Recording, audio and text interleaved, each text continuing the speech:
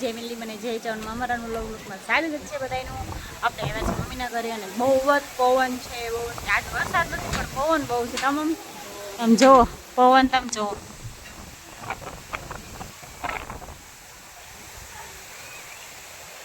વાદળું છે પણ કોઈ વરસાદ નથી. પણ આજ પવન બહુ છે. આજ જો મારી બસ કા મમ્મી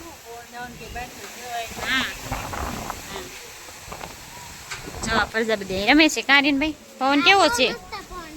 બહુ મસ્ત પવન છે. પણ આમ જો અમારા ઘરથી થોડુંક દૂર અહીંયા બચારા ઝૂંપડા વાળીને રહેશે.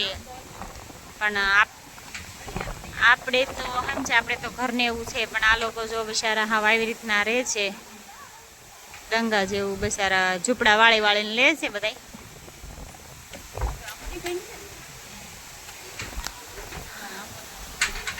જો આંબો પણ બહુ હિંચકા ખાવા મળ્યો છે કા મમ્મી પવનનું. જો આર્યનભાઈ જો ગારામાં રમવા મળ્યા છે. એને ગારા સિવાય કઈ ગમે નહીં કા?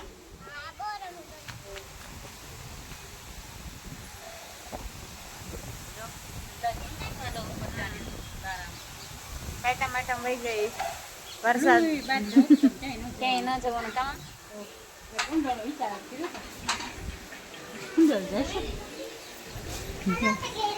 જો પવન ના જો સીધા ફળી જો આખી ડોલે જો ને. લીમડો તો બહુ આખો એમ થાય હમણાં કઈક દાળ બાળ તૂટી જશે કામ. અમારે તો જો આટલો બધો પવન થઈ ગયો છે. વરસાદ તો વહી ગયો પણ આજ બહુ પવન થઈ ગયું. તમે જોવો તો ખરા.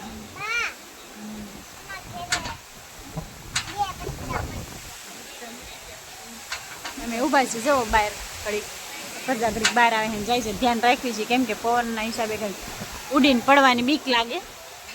ક્યાંય બહાર જવાય નહીં આવવાનું. બધે આવું જ લાગે છે. તમારે બધાને કેવું છે તે કહેજો. અમારે ત્યાં બહુ જ પવન છે અત્યારે કા મમ્મી? વરસાદ રહ્યો તો પવન થયો.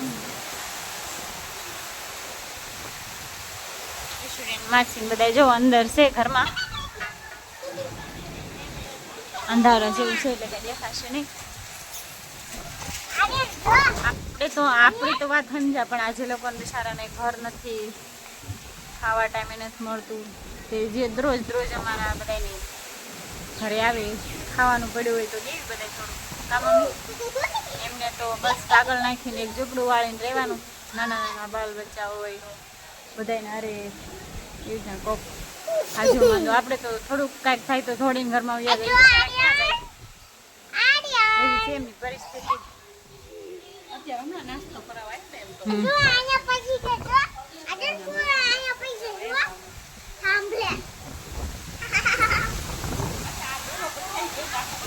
Yeah.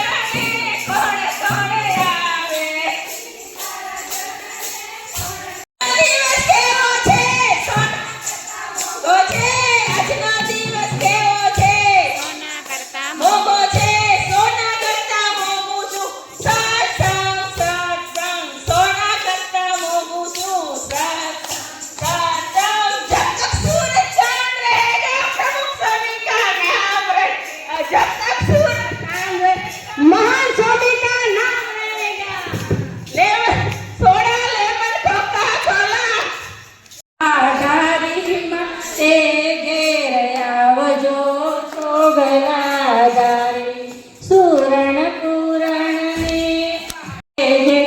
આવજો ચોગલા ધારી મારે કે આવજો અક્ષર પુરુષોત્તમ જય અક્ષર પુરુષોત્તમ જય દર્શન સર્વોત્તમ જય સ્વામી નારાયણ મુક્તાનંત સુપૂજિત સુંદર સાકારમ જય સુંદર સાકારમ સર્વોપરી કરુણાકર સર્વોપરી કરુણાકર જય સ્વામી નારાયણ પ્રગટ સદા સર્વ કરતા પરમ મુક્તિદાતા જય પરમ જો આપણે આવ્યા હતા